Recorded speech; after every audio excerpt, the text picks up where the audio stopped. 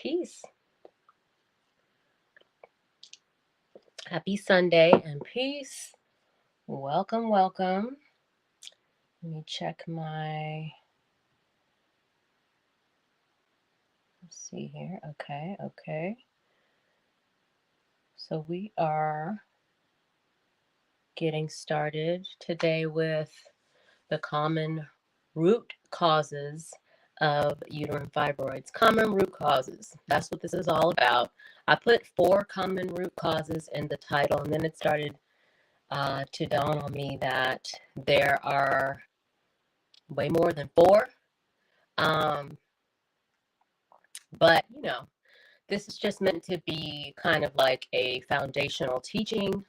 Some of us may already know some of the information, including myself, but whatever part of the journey you're on with natural fibroid elimination, shrinking fibroids naturally, I believe and feel just from my own personal experience, this type of foundational info on what it takes to succeed at shrinking fibroids is necessary throughout all stages of the game, just because you need it in order to prevent fibroids from returning. It's like a lesson that you need to always be implementing in your lifestyle. And I find just from personal experience, having gone from having fibroids, seeing fibroids literally fall out, seeing fibroids shrink rapidly within 2 weeks, managing the symptoms and then dominating the symptoms, right? Dominating all of the tribulations I was suffering with, heavy bleeding and all that kind of stuff, because I found a plan. My plan started working.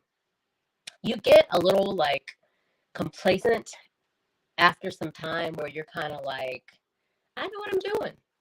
I got this on lock, right? So these foundational teachings, like I said, a lot of women that have fibroids that are on a natural fibroid elimination path, they may already feel like they know this info, but it's kind of like a refresher, because it's part of the basic pillars of what I like to call the journey of the woman who is shrinking fibroids, healing her womb, managing and controlling her own fertility and her own destiny naturally, right? So that being said, let's hop into the 4-ish most common root causes of uterine fibroids. Now, root cause is a whole subject in itself, and it's relevant because I know you've heard the metaphor when you talk about putting a Band-Aid over a bullet wound, right? That's kind of what trying to get rid of a sickness, a disease, fibroids or not, naturally. Hey, beautiful Melissa from Nashville. Thanks for checking in the chat. You know how much that is just so close to my heart. Major love and hugs to you for doing that. And let me know if you have any questions. I'm always honored to have you on my live streams and to connect with you. So good to see you. So the root cause is kind of like, if you're trying to shrink fibroids without doing the type of work where you are trying to figure out what your root causes are of fibroids, and there can be more than one, it's like putting a Band-Aid over a bullet wound, right? It may stop the bleeding, it may stop some of the bleeding, but the bullet's still in there, and all of the complications that can happen from that are still happening underneath that bandage, right? Eventually it's going to get saturated and it's not going to be able to contain all of the blood and whatever else, right? We got to go in and address it at the root in order to cut that problem off and stop that problem from returning. And just like the metaphor of planting and soil, right? Root health, going to the root, planting the seeds of whatever it is we want to grow at that level in our lives, in our wombs, in our bodies, by our daily habits and actions, by our knowledge and what we allow to be our approach to shrinking fibroids is so important. So, for example, another example about root cause is pharmaceuticals. If we only relied on traditional Western medicine, Western societal approaches to health, fibroids included, you would never be addressing the root cause. You would only be taking pharmaceuticals that stop the symptoms of the problem. And on top of that, those pharmaceuticals that we take have a whole set of complications that they bring to the table in the short and long term. For example, and I got a lot of them. If you have any questions, let me know. But I've seen a lot of, and I'm not a doctor. Before I go any further, let me put that disclaimer out there. This is not medical advice. You know, I'm not a doctor. This is only for entertainment and promotional purposes only. If you have any issues or problems where you feel like you need medical attention, please consult your medical doctor, because this is not that. But if you only relied on pharmaceuticals, those pharmaceuticals bring the problem of cellular waste to the table, right? My throat only starts itching on the air. I'll tell you what I'm sipping to in a minute. Let's see if this helps. This is my special blend of the day. We'll talk about that. So pharmaceuticals, back to that. They create a cycle of their own because, like I said, you're never addressing the root cause. You are being fooled that, hey, I have a handle on the problem of fibroids or whatever issue you're taking the pharmaceuticals for. I got a handle on it. The problems that this issue was bringing to the table are no longer a factor, so they must be doing something right, right? Wrong. Pharmaceuticals bring other problems to the table. They leave waste at the cellular level, which the body, when a woman has fibroids, there's already an issue of the body not properly eliminating waste, not properly eliminating toxins, right? So the waste is still sitting in the body. The fibroid grows because it's localizing, the body is localizing the toxins into balls of trash, balls of waste, and separating them off into what becomes fibroids, which is, like I've always said, it's kind of intelligent that the body's able to do this. It's kind of sectioning everything that is toxic and wasteful and making that fibroid out of it. But there's a problem with the path of detoxification and elimination where it may have a blockage of some sort. We may be constantly pouring in more and more of those toxins that feed fibroids and cause that sectioning off process that the body does to occur. Combined with, part of the subject is the outer environment in the world that we live in. So don't think it's all your fault. Don't think any of it's your fault, really. Just think of it from more of a proactive perspective, and that it's your job to figure out what your body needs to properly eliminate through all of your body's elimination pathways. And we'll get into that in a second. But that's why root cause therapy, root cause work is so important, because it helps you to personalize your plan to the outcome that you would like to see, which is fibroids to naturally be eliminated from your body if you're on this channel without surgery, right? At least I think that's why you may be on this channel. So what would that look like? That would look like, and what I tell some of my clients to do in the early stages, or if anybody's interested in working with me, I always guide them to begin to go back over the last 7 years of their life. And, you know, it doesn't have to be nitpicked. You don't need to know all the details, but just in general, what are your common behaviors? What are your common foods that you eat?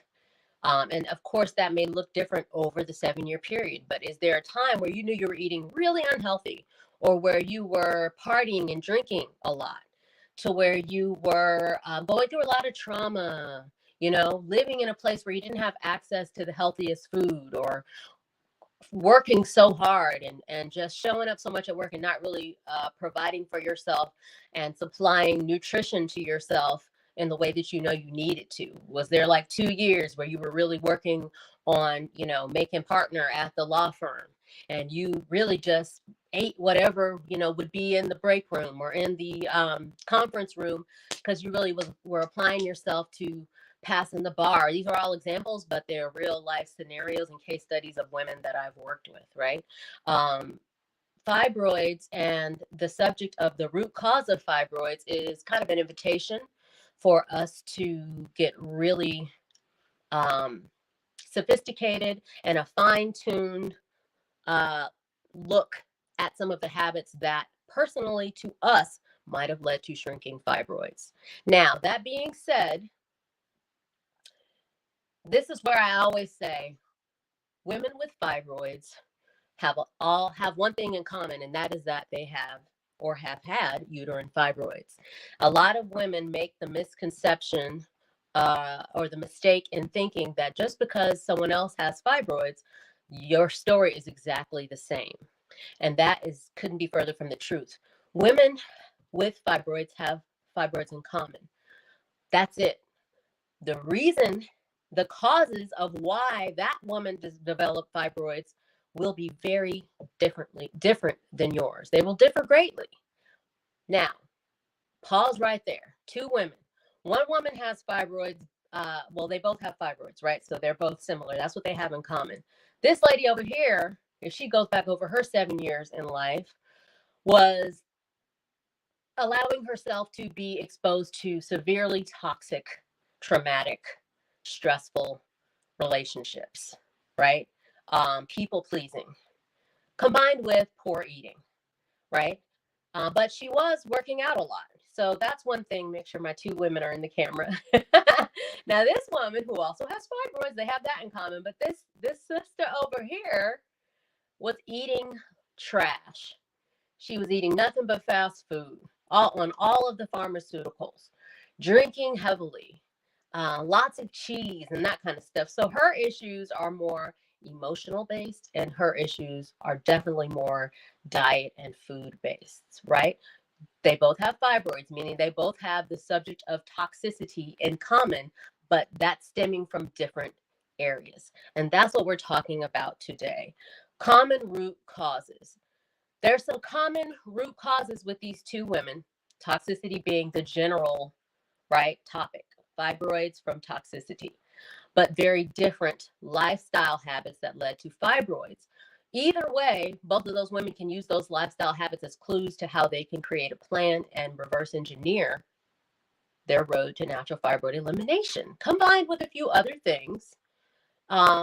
Maybe not so many, depending on the woman. Maybe like this lady here that was exercising a lot, very active. Maybe she didn't eat so horrible. Maybe her diet was wonderful. So it may be easier for her to see results faster than this lady. Who knows? Maybe it won't be easier because maybe her issue with the psychological, traumatic stress and anxiety subject is so severe that it's throwing her hormones off.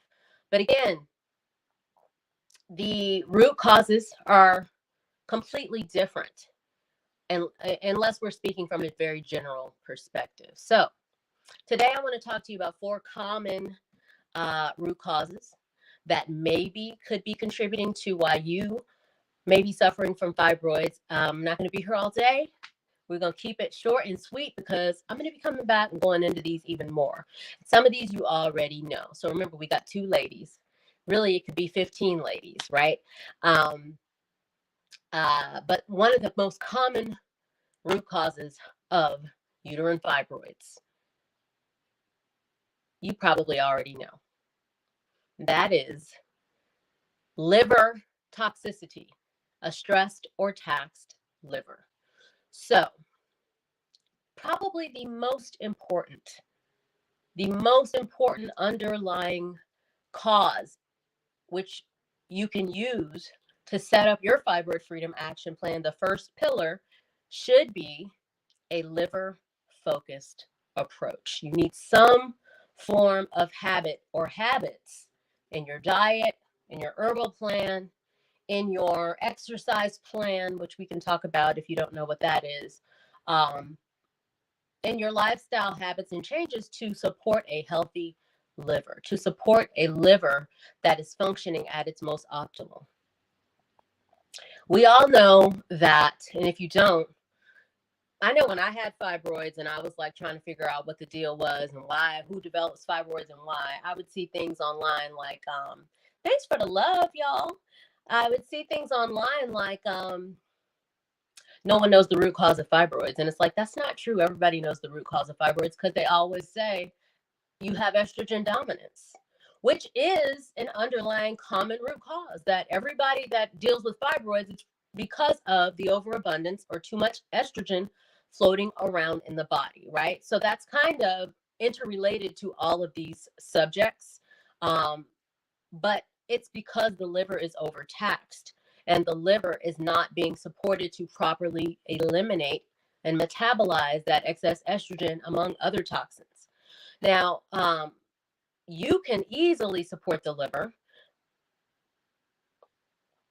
like I just did, by sipping on some tea. There's plenty of herbs out there that are liver supportive.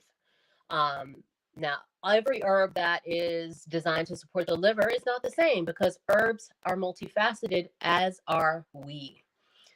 You can choose an herb for liver support, but then one herb for liver support, dandelion, may have a little bit more timeliness and relevance in women that are suffering from insulin resistance, blood sugar um, imbalance, and may need some help with metabolic disorder. Dandelion may be a little bit more responsive in her Fibroid Freedom Action Plan than somebody else who has a great blood sugar levels, right?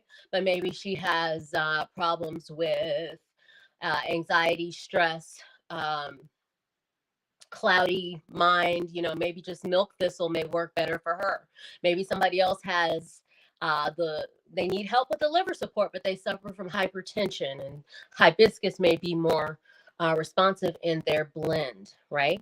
So you want to think about it in terms of there's a billion things that you can do at any time, and you should do little very small actions and activities to reverse engineer what may be more uh, relevant and efficient in your plan to support your liver to shrink fibroids. Now, of course, if you are using a liver supportive strategy to support fibroids, and every woman that has fibroids that is looking to shrink them naturally should always be doing something for liver support, because that's really one of the biggest, most common, main underlying foundational causes of that hormonal imbalance. The liver also happens to be interrelated into the efficient, optimal functioning of every other system in the body.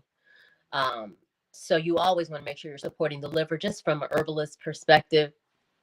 Um, Even if we're not talking about fibroids, even if we're not specifically looking to support the liver with herbs, you should always include a liver supportive herb in your strategy if we're talking about herbs. So, like if you want to support the immune system, you would always use, in addition to whatever herbs you decide, a liver supportive herb because it is integral in the proper functioning of all of your other systems. So, that being said, number one would be to use a plan that is liver focused. Have some sort of a strategy or action plan pillar that supports the liver. Now, the liver support can be multi tiered and multi layered. Part of the liver discussion has to do with detoxification, supporting the liver to properly cleanse out toxins. Another part of the liver support is to make sure that the liver has all of the vitamins, antioxidants, and minerals that it needs. So, nutritive. We need to nourish the liver as well. So, there's other herbs that have other properties that you would use for that. And some of these have both of those properties. So, like I said, this is a very personal discussion when we get into specifically what you're going to use. And also, we have to look at your whole body, everything going on in your body, because everything is interrelated in the body. So, that being said, I'm going to move on because I'll talk for hours on one topic. And we don't want that today. Number two on the four most common root causes of fibroids is inflammation.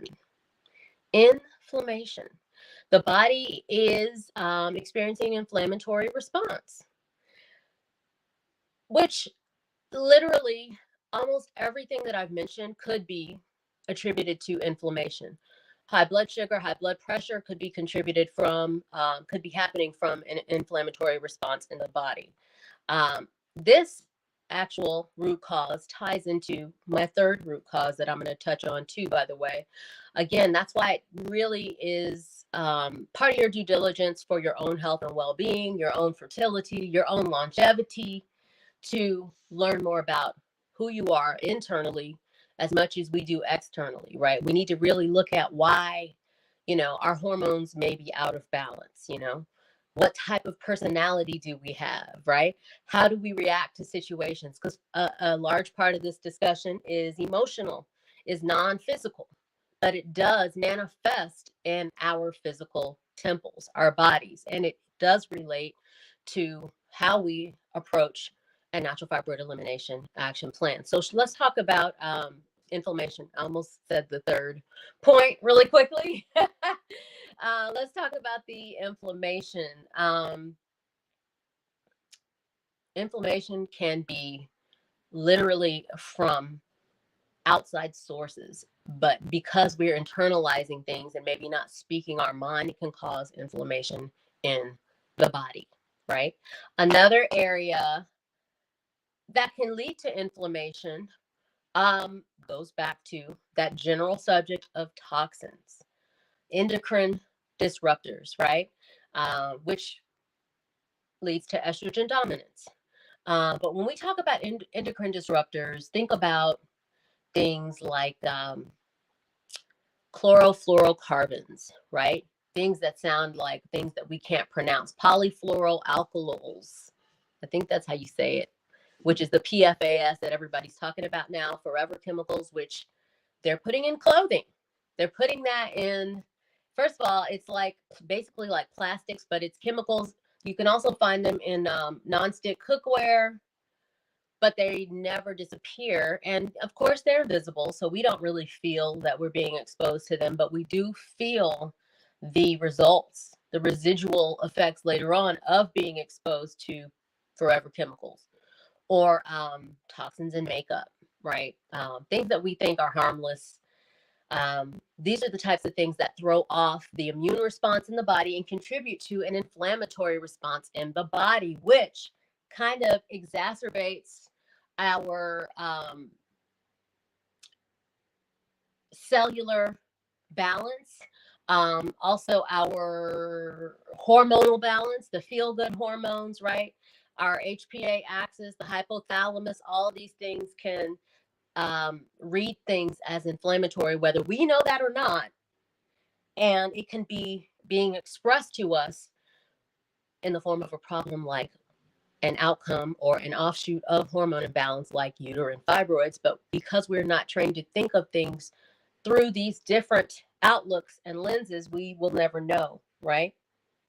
So inflammation, another topic that relates to inflammation is for anybody who's still eating meat or a lot of meat. Not judging, because I do still eat meat from time to time. Um, but there are, and if you know about my guidelines for eating meat, there are some bullet points that we need to hit if we are still consuming meat. And number one is like it needs to be organic, right? If it's beef, it needs to be grass fed. If it's chicken, it should be pasture raised, organic. All the meat should be hormone free, not natural. Um, there's one that says all natural. It always has an asterisk. And then it tells you something about the chicken that says it was not fed feed with hormones, but they did still give them hormones or vice versa or something. Not that kind. It should be literally no hormones, right? No soy. But eating meat over time still does lead to the development of inflammation in the long term in the body. So that's a common root cause. And that's one of the reasons, another reason that causes the inflammatory response. So, and did I mention those pharmaceuticals? Your body could be reading those as foreign entities, foreign objects, foreign agents that are causing an inflammatory response in the body, which kind of leads me to, I would put this as if I was making an outline and we're still on inflammation as root cause number 2, we'd say an offshoot of inflammation could be mucus, right? Which we can also say is another root cause if we are looking at fibroids from the lens of the alkaline vegan Dr. Sebi lifestyle, who I love. I know I have some people that they try to throw dirt on Dr. Sebi's name, but don't come for Dr. Sebi. Dr. Sebi was like, he's left such a great contribution. Like, how could you? Don't even. Now, I'm saying that because sometimes you hear people talk about fibroids from a food perspective, and they talk about like avoiding the rice, avoiding the starches, any sticky foods, things that break down into starch feed fibroids. That's kind of going into that mucus like topic, mucus subject. Anything that's like that will make it easier for that fibrous tissue to begin to formulate. When the body starts to section off and localize the waste into that tumor, you're giving it way more brick and mortar to make the tumor if you're eating foods that are of that consistency and that texture, right? Now, from the mucus subject, if we're looking at things from the Dr. Sebi alkaline vegan lifestyle, certain foods cause a lot of mucus, right? Um, so that is an inflammatory response in the body anyway, because the body produces mucus actually it's a good thing for the body to produce mucus. It's a natural response for the body trying to protect itself, right? Now, Dr. Sebi would always say that everything can be reduced down to mucus. Every sickness, every disease can be reduced down to mucus being present in that form of the body, in that section or area of the body, wherever the mucus is located. Um, Speaking of food, how do you deal with gas and bloating from beans? That has to do with the soaking process. If you're getting a lot of gas and bloating, I don't get a lot of gas and bloating from all beans. Um, and also the product, whoever the manufacturer is, sometimes because of how they processed the beans, which I eat canned beans. I'm not going to sit here and act like I don't. And thanks for your comment, by the way, Melissa. Um, you can soak those beans overnight. You know how if you buy the beans hard, which that's the best and most healthiest way to cook beans. I'm just being straight up with you and letting you know I don't do that a lot. I usually use canned beans, but I do know that sometimes certain brands of canned beans will make gas a lot. Excuse me, and then some of them won't. So one of your solutions will be to only use the dry, and then you soak them overnight, and then you discard the water. When you rinse them out and separate the bad beans, when you throw off that first soak, it's supposed to help release that gas causing agent that the beans give off so much. That's the only thing that I think may be the issue. But the type of bean and legume, because they're different, they're two different things. Like, for example, I can eat chickpeas for days. I don't get gas, right? If I ever get gas, it'd be like usually soaked at least 8 hours. Okay, and you still get gas after soaking for 8 or 10 hours? Let me know. Black beans are the only bean that sometimes do that, and they don't do that all the time if I do the soaking. But sometimes, let's be straight up, beans are good for your heart. Beans, they make you already know. That's what they do. They don't all do that. Kidney beans don't do that to me, which I love. Pinto, maybe. Black beans, probably so. So if you're around me, you ever see me eating black beans, baby, I warned you. I warned you, okay? Ain't no shame in my game. I love me some burritos. I love me some Mexican food. So if you see me, just go the other way. Just go the other way. Um, she says, usually soak at least 8 hours. That's good. It's my pleasure, Goddess Melissa. Well, you may want to find you a different bean. Try another bean. Don't eat so many of those. I find that different beans cause gas for people differently, depending on your makeup. But if you're 100% alkaline vegan, I don't even think, are black beans on the alkaline vegan list? I don't know. Um, as you can see, I don't only eat alkaline vegan, but I do adhere to that for small increments in time. Like I'll eat alkaline vegan. We did a challenge a couple years back. I forgot how long it was. May have been 2 weeks. I ate alkaline vegan. But yeah, switch it up. Try some other beans. Soak them. Don't buy canned. Those are your guidelines. And if you're going to be on a date, just baby, just don't have the beans until you know that you know he in love, and just don't have the beans, okay? So anyway, Dr. Sabi, he would always talk about chickpeas are alkaline, not black or any other beans. That makes sense. That makes sense. Oh, that's what I wanted to say. Somebody was like trying to come for me when I first started talking about Operation. Thank you for the laughs. Fibroid Freedom. Talking about some they can't eat that. Every now and then you'll see that on my recipe videos and stuff. Oh, I wouldn't eat that. God bless you, because if I ate that, I would be farting and all of this stuff. And it's like, you just told everybody that you never detox, because this food is detoxifying food. If you eat food that's here to cleanse you, the byproducts of what cleansing will look like are going to take place, because you need to eliminate. Hello, back to what we're talking about. If you get a little gas from eating a meal with beans, just be grateful that your body is eliminating toxins, right? Just get it out in the privacy of your own home, or walk away from the crowd. All right, your body's doing what it's supposed to do. And I guarantee you those black beans are healthier for you than whatever latest food is being given as fake vegan nuggets at the fake vegan burger chain or whatever. Just eat it and be happy.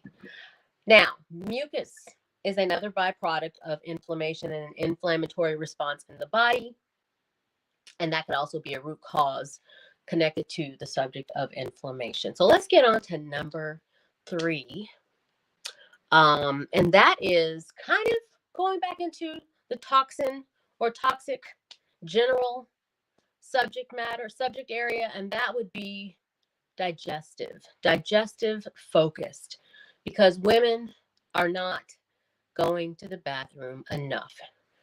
Number 2, let's talk about it, right? You may go every day, but if you're not eliminating after every meal, technically there's some work that you could be doing diet-wise to support your body to eliminate as soon as you take in more food. And that's an easy fix. It's not a complicated thing if you want to make sure that you're really regular. One of the easiest ways is to do what you always hear me saying: eat way less meat and eat way more plant-based. Dark leafy greens being one of the main foods. Lots of fruit, right? Fiber from your food, first and foremost, that's a lot of F's, is a major key to supporting your body, and all these other common areas, root causes of fibroids that I mentioned, will be best supported if you eat whole food plant-based, specifically lots of dark leafy greens, lots of fruit, lots of plants and cruciferous vegetables, which detox the liver. But your main things are going to be things that are high in fiber.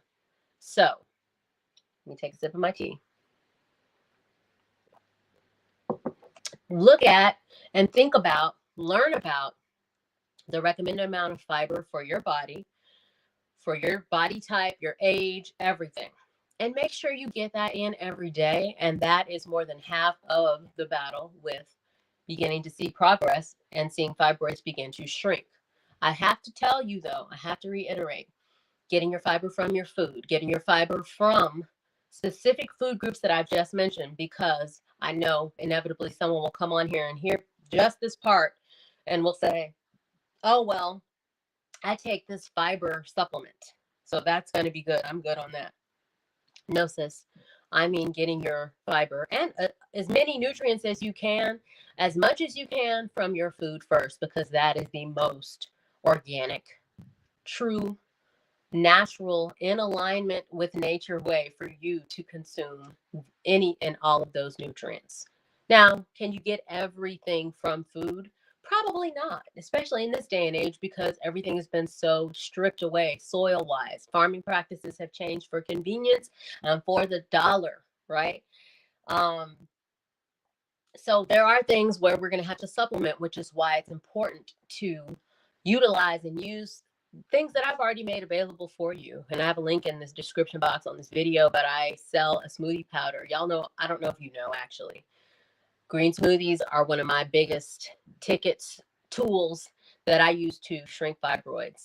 Um, Now, the smoothie has a lot of fruits and vegetables, one or the other, or all of them, depending on the recipe. But I also would make every smoothie recipe with my Fibroid Detox Smoothie Powder, which has whole food supplement based nutritive things in them, like moringa um, in and hemp protein in the smoothie powder, right? That's what I mean. So that's still, let's talk about hemp for a second. Um, that right there is probably an easy, most nutrition rich, nutrition dense way to support healthy digestion, bring oxygen to your cells, to eliminate cellular toxicity. It's full of protein, and the protein is from plants.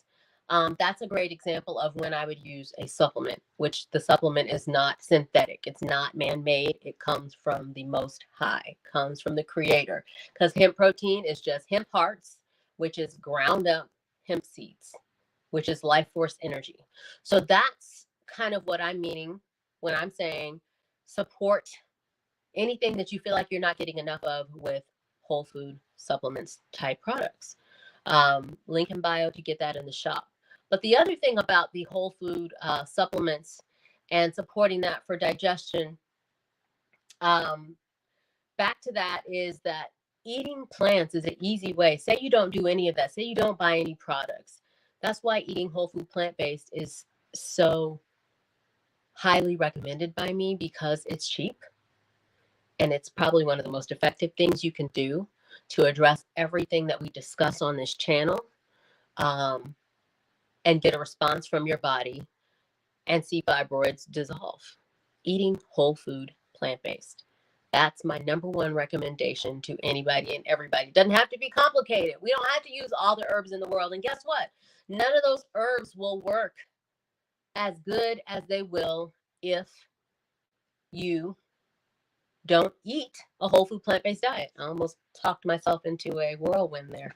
So the eating the plants helps the herbs to work better. Say you took the herbs, say you got my smoothie powder, but you still eat nothing but fast food, drink a lot, smoke a lot, whatever. Any of your favorite vices that you know you like to do, cigarettes, weed, whatever. You do them all. But hey, I got the smoothie powder. I'm on my way. Actually, I would say don't waste your money on the smoothie powder. Don't waste your money on my fibroid teas if you're not willing to eat at least 75% of your meals whole food plant-based, because that's the main pillar in a sound, solid foundation for anything natural to actually manifest and work in order for you to see fibroid symptoms begin to disappear, get less and less severe, and shrink fibroids. The main cog in the wheel, the main brick in the foundation, the cornerstone of any natural plan to eliminate fibroids or any other sickness or disease is plants, is nature, really.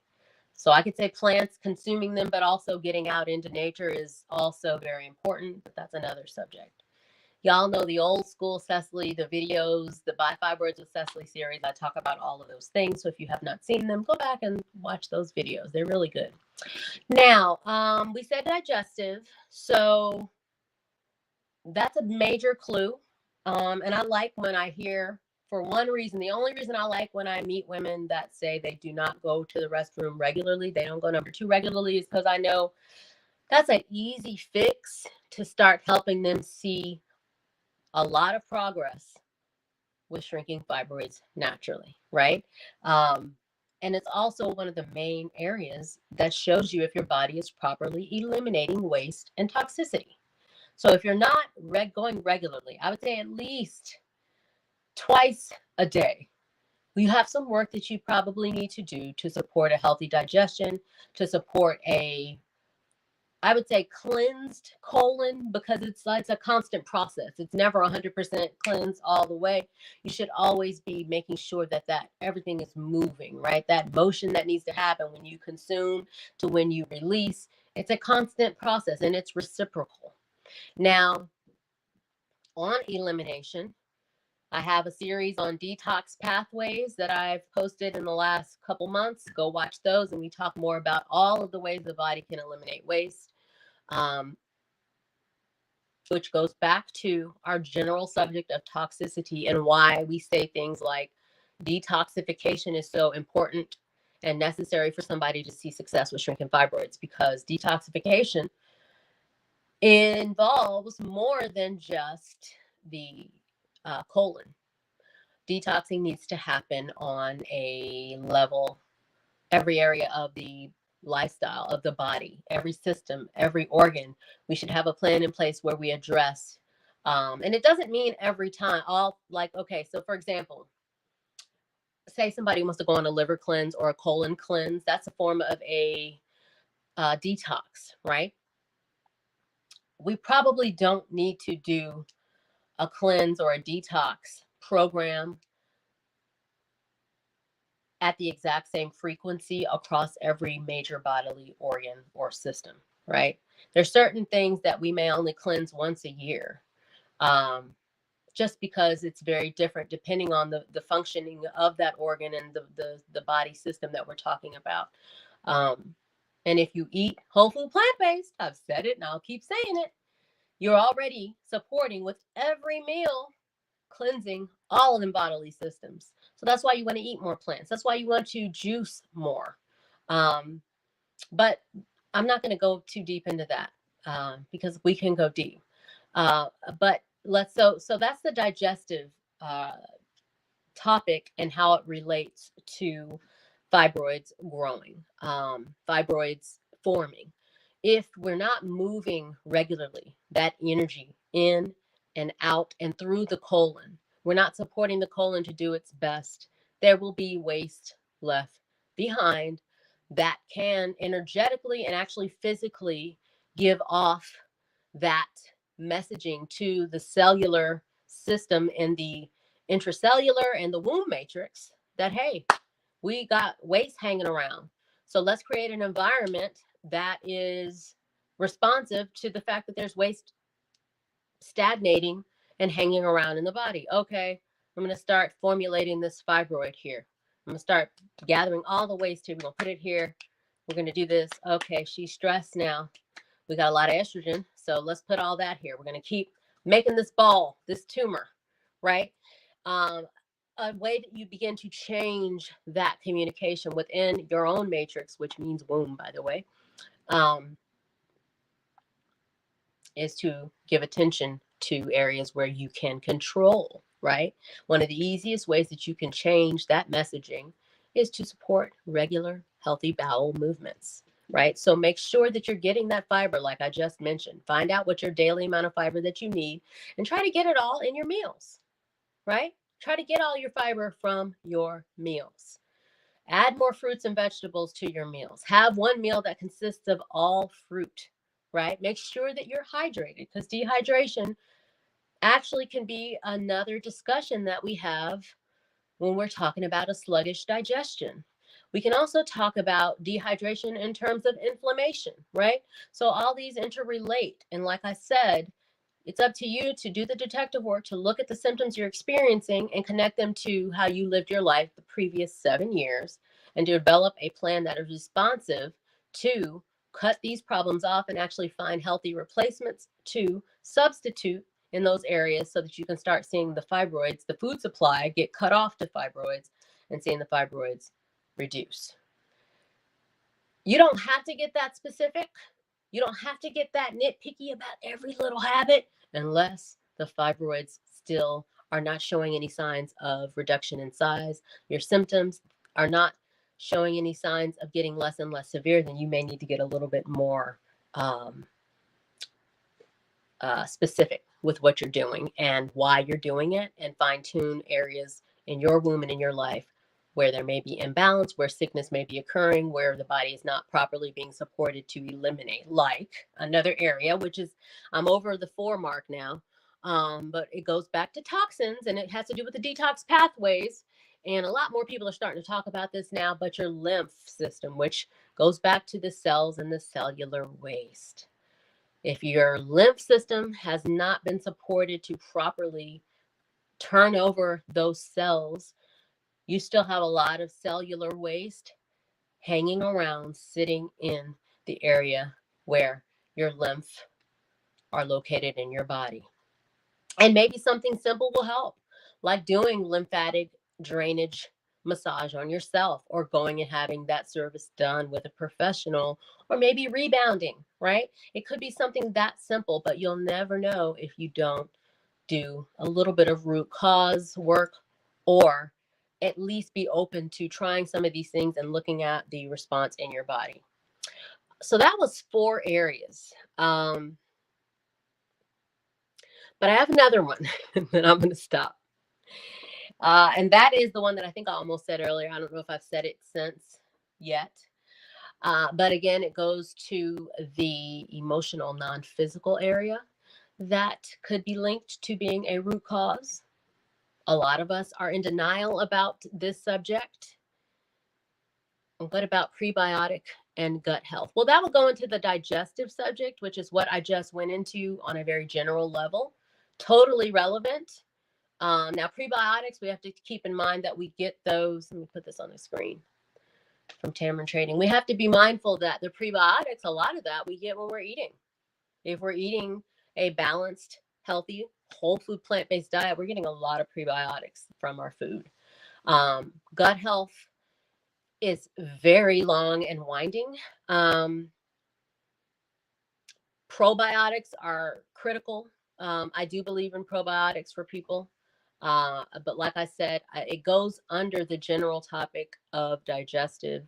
So if we're really supporting healthy digestion, it's great to take a probiotic and to eat for gut health, which is actually something that I'm going to be going into when I get into grandma's old-fashioned remedies that are very relevant for womb health and shrinking fibroids today. I want to talk about that because there's a few things that are so simple with gut health that you can be doing that supply prebiotics, supply probiotics, and it's just from eating one little meal, sauerkraut.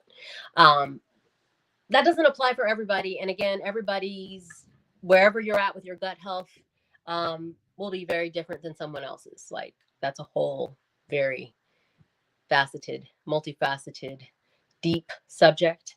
And however much probiotic and strains of whatever bacteria are needed for whatever, for this woman is going to be completely different for this next woman, especially if there's other issues. If we're trying to work on immune balance and fibroids, she may need a certain number of different probiotics and different types of probiotics, or is it bacteria strains, which is so gross when you start talking about it like that. But there's different types of strains that have different names depending on what and why you are dealing with certain issues. If somebody's dealing with a lot of yeast infections, bacterial infections, it's very different probiotics than if somebody's trying to stop catching colds every year, boost their fertility, whatever, you know. But that is very relevant, goes under the digestion root cause. So thank you for sharing. Now, my bonus root cause, and then I will wrap it up. So if you have any other questions or things to add, definitely type them in the chat so I can put them on the screen and address them. That's stress. A lot of us are in denial about being stressed. And sometimes, just as busy women that are active and doing all these things and just dynamic individuals, entrepreneurs, right? Making things happen, we can be stressed and maybe not even know it. The stress can be coming from like excitability.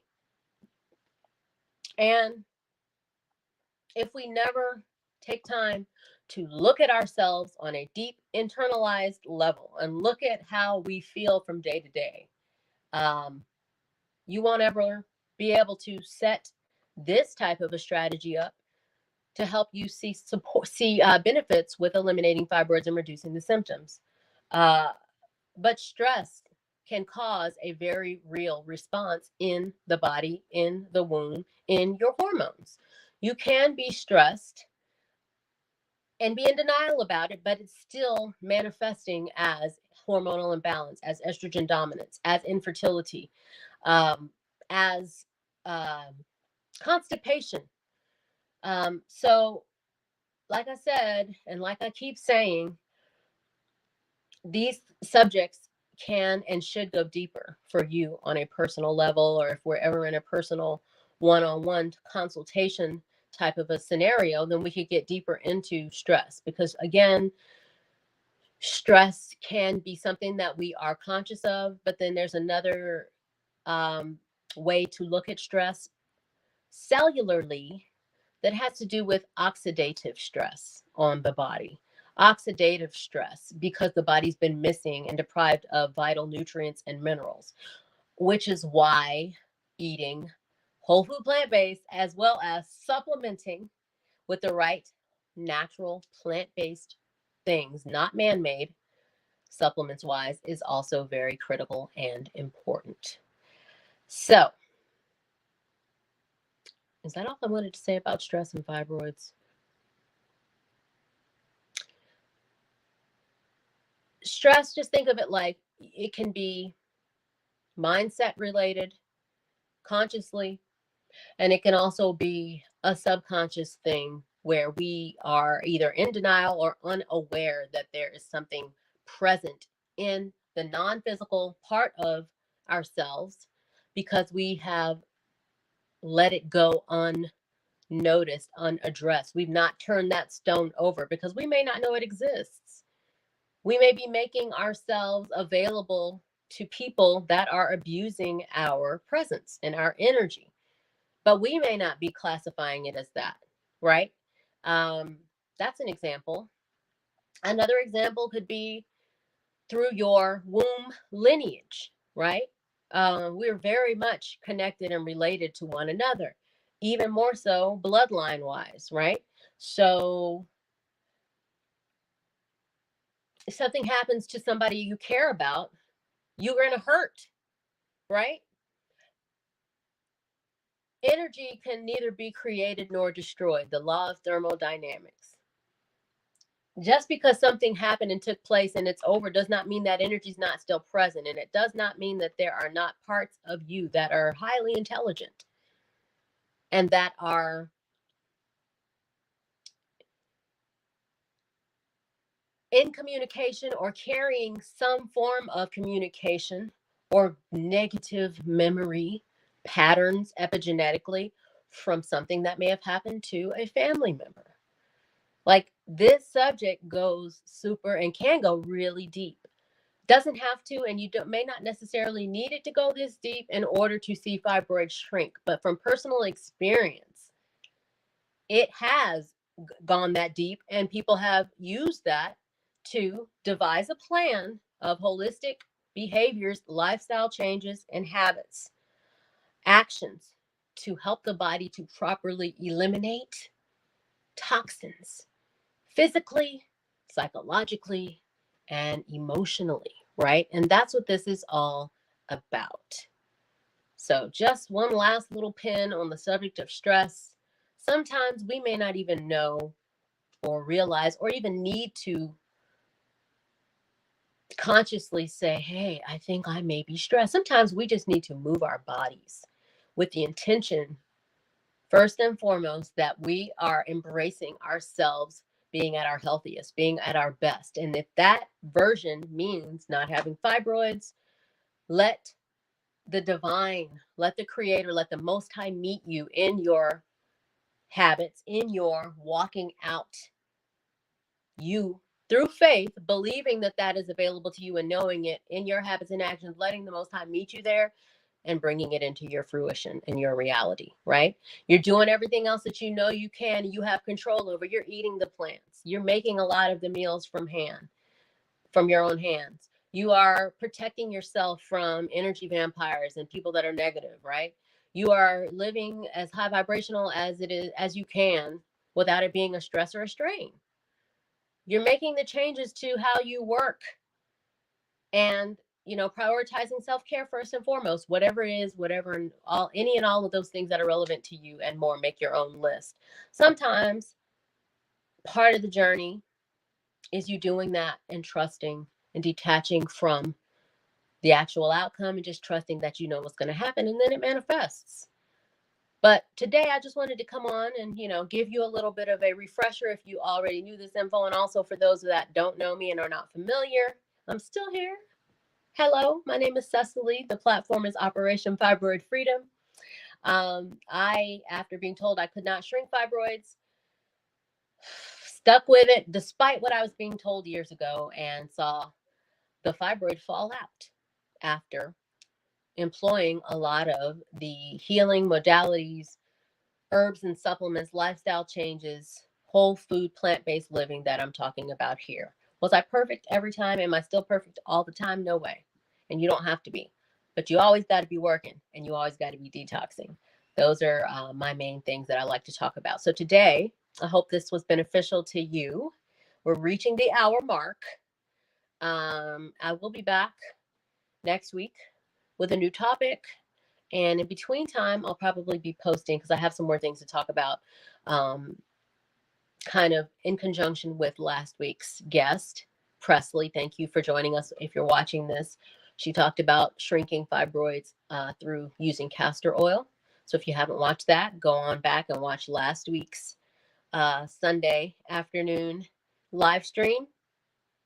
Let's talk about my tea now. And if y'all have any questions before we hop off, put them in the chat. And thanks for joining me, by the way. This is my tea. Today I'm sipping, and we talked about a minute ago, I mentioned the liver support. So y'all know I got my liver support in here. Today I have dandelion for liver support, which dandelion root, because you can have leaf and root. I would recommend the leaf for something like blood cleansing, the root for liver support, and for also blood cleansing, but also for balancing insulin, right? Another big thing about dandelion that people usually don't mention, the dandelion root, is that it is very rich in iron. They usually jump to things like sarsaparilla, which it is very high in iron. I'm not going to knock it. Yellow dock, high in iron, great for digestion. But dandelion is actually one of the leading herbs as far as the iron content from plants. Iron, is it iron fluorine? I think it is. So this has the dandelion root. And then today, I like to make my teas in the moment intuitively. So, and I trust and I know that when we make things intuitively in the moment, we're actually being guided with whatever we have that we decide we feel we need to use, and leave out whatever we need to leave out. Whatever we choose is what the body needs in that moment. So this has, and I probably won't remember everything, dandelion root, oat straw, also called milky oats. Great for womb health. It's great in multivitamin type blends for women and women's health. Nettles, great for chlorophyll. Great for womb health. Great for natural fertility. Which anytime I mention fertility, some people are like, "Oh, I'm not trying to have no babies." So, but it's like your fertility is your natural state. It's the way that we are designed to be, regardless, is fertile and fruitful, and in that energy with hormones balanced. That's just how we're supposed to be, not because we're supposed to be reproducing per se. So relax. You can still have the tea, and it's going to contribute to your homeostasis. All right. Your natural homeostasis is to be fertile. That's what it is. So this has nettles, oat straw, dandelion, passion flower, also wonderful for natural hormone balance. Lemon balm. Now, that was the other thing about the stress that I wanted to touch on. And that is supporting your body within the subject of shrinking fibroids for your mindset, for supporting stress naturally and helping to support an anti-anxiety in your body, in your lifestyle. For balanced hormones or for whatever other reasons, you want to make sure that you have some sort of a nervine type of herb in your plan. And today we have some nervines in here that have made an appearance, and that's the oat straw that I mentioned, and the lemon balm. Also, the passion flower. Those are supportive and nutritive for that nervous system. So we are addressing stress, but we're also addressing supporting the liver, detoxifying the liver, boosting that iron. This should bring in feelings of calm, peace, overall sense of well-being, and should bring in harmony in that nervous system, which supports the balance of hormones, right? So this is something that I am offering as, what's our date? Where are we? So this is going to be my blend for March. I'm going to put a link in my bios, but this is that nutritive nervous system blend that also supports natural fibroid elimination. And that's what we're sipping on today. And that's why we're calm and we're relaxed. Now, I could also take some of these herbs and put them in a sleepy time blend, which I do have a sleepy time blend. It's called Inner Twilight that I have made available sometimes. And if you've ever bought any of my teas, I have put the sample in my tea products in the past. I'm not doing that right now, so don't look for the free sample. I'm working on some other things behind the scenes. But that milky oats, which is that oat straw, things like that passion flower, especially for women who are in menopause. Passion flower is very responsive. Women that are suffering from hot flashes, that helps to minimalize them. If you're eating right, if you're eating more plant-based, you will see and feel the response, as I mentioned earlier, from that passion flower. But this is what we're sipping on. If anybody wants to order a bag of that, $19 for a limited time, $5 off for 1 ounce, coming to you. I will put the link in the bio after we get off of the live. Regular price is $24. Very good and very relevant to shrinking fibroids. So anyway, I enjoy being on here today. Make sure that you subscribe to this channel. Make sure you like this video. And let me know if there's anything that y'all want me to cover for next week. I do have something that I want to talk about that I've already spoken about. I feel like I've already spoken about everything that I talk about. Because there was when I first came on with Operation Fibroid Freedom on Facebook a lot back in those days, I would just go live constantly. And I'm like, I already talked about that. But I'm like, people don't know. You have to kind of go back over some of the subjects, or periodically all of your main points that you talk on and main things that you actually contribute to the community with. I feel like I have to come back and go over them again, because if one more person posts something about, I don't even want to say the name, because I don't really like getting into the pop culture too much, because it's I just think it's all fake, whatever. But whoever the lady is that went viral in the last 2 weeks because everybody was hearing about her bad marriage, I didn't watch those videos, but I saw another TikToker, I don't know her name. She's Caribbean and she's really dope. But she was like, no, I'm not going to watch the videos. Because why would I get on here? Because apparently the original poster of the marriage videos, Why Did I Get Married or something, she went viral for her story about having a horrible marriage. People were saying it was because she was married to a narcissist, whatever. Like I said, I didn't watch the videos. Because once I see something where it's toxic in that way, and it's not like a fictional movie, which that's still questionable, but I'm not perfect. Hey, sometimes I like to watch a scary movie. It's not the best thing. But I ain't going to go watch it on TikTok. And I definitely ain't going to go watch it on TikTok for no hours on end. But I guess people were going on there for hours watching this lady's video, and she made over $100,000 from it. Great for her, but it's like that's like the example of the toxic relationship that people are allowing to take their energy. Not that she's consciously energy sucking, and not that people are consciously allowing themselves to have their neck bitten by energy vampires. But that's an example of that. And that's an example of how the internet itself can be another form of emotional, non physical toxicity, right?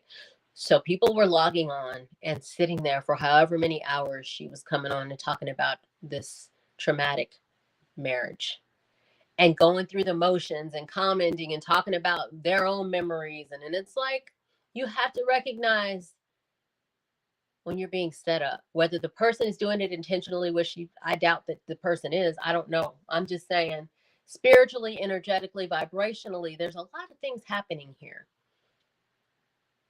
And choose where you're going to allow your attention to be consumed, to be taken, to be so easily extracted, right?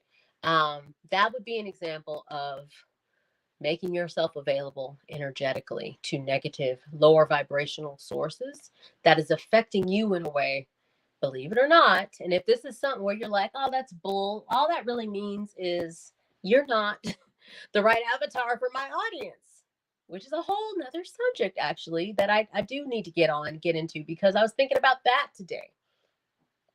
If when I talk about vibration and energy and things like chemtrails and how that could be and a source of why women develop fibroids, and you're like, that is balderdash, that ain't real, chemtrails ain't real, that just means you're not the exact avatar for who my target audience is, right? You, sis, we're not clicking. I have, and we won't click on every area. That's just how life is, right? But we all have friends you in particular can probably say you have friends from all different areas and backgrounds in life. And those friends may have things in common where they overlap in some areas, and then they may have areas where they completely repel, right? Like when I started teaching fitness, Dance Fit with Cecily, go subscribe to my YouTube. It's new and we need subscribers. Go subscribe to my Facebook too, please. Thank you. When I started doing the fitness, the dance fitness, some of the people that were familiar with me from the herb world and the natural fibroid elimination world were like, girl, bye. And that is okay, because in your journey to being authentic, which is what we're always and should always be doing, being as authentic as we can and distinct in ourselves, in our true essence as we can. That is our job, because when we are fully in alignment, right? All of the bodies that we have, the physical, the mental, I can't think of the other names of the non-physical bodies, our aura, but they all come together and they're harmonized and they're right on time. You can't see one from behind the other, right? When that's happening, think of that as balance. Think of that as your vibration being at that state where you start to see the lower vibrational things like sickness, disease dissipate. Fibroids begin to dissolve, right? Hair begins to grow back because you're not stressing out. Fertility manifests because you're being more in alignment with your truth. So like, I don't know how I got onto that, but I was like, it feels like this is the natural, logical area that I needed to go into, because all of these areas are me. There's a lot of areas that are me. And the more that, you get to where you're being authentic and on that path and you're getting in alignment and really living your truth, you're going to piss some people off. And that's really what you want, because it will help you to also be more visible and stand out to those who really will be your true supporters. So anyway, I hope this was informative and fun. Like I said, announcements. I'm going to be doing a small challenge for March, And I will be announcing that in the next few days. It'll be a March Madness challenge, and it will involve, hey, thanks for the hearts. It will involve multiple areas that are important, the multiple habits across multiple areas of what make up a sound set of lifestyle changes, actions for seeing fibroids dissolve. Now, it's going to be short. It's just for you to really get a feel and step into the daily lifestyle of what it would look like for you to begin to see success and see fibroids dissolve. Now, it will involve movement, exercise. It will involve eating. It will involve herbs if you choose to utilize herbs. Very basic. But you'll have to participate. You'll have to be ready to interact, to participate in the challenge. But I will be announcing that in the next few days. And it will be integral across Operation Fibroid Freedom and my Dance Fit with Cecily YouTube. So make sure you're following and subscribed to both so that you don't miss out, because the challenge will involve you having to, and there will be a winner. By the way, I said that and didn't even tell the whole thing. It's a challenge. There will be a winner. The winner will win a mini fibroid freedom kit, which will be my smoothie powder and a sample of my fibroid tea, my popular bestseller by Fibroids tea blend. Whoever actually checks off all of the daily boxes with proof, pictures, video for accountability, each day of the challenge wins that prize. And there may be something else added in for the prize, but right now that's all I'm announcing. If you're interested in that, send me a message, send me a comment. I want to join the challenge, and I'll have more details in the next few days. But it's March Madness is the challenge. And it's for supporting natural fibroid elimination and the habits that lead to natural fibroid elimination. So don't miss out on that. I think that's it. March Madness starts when? Let me check it out so we can see exactly when we're going to start that. And there'll be like a private group. But in order to win the prize, the smoothie powder and tea kit, sample kit, you will have to share things on social media and be following both channels. But I'll have those rules for you. March Madness. Does anybody know when March Madness starts?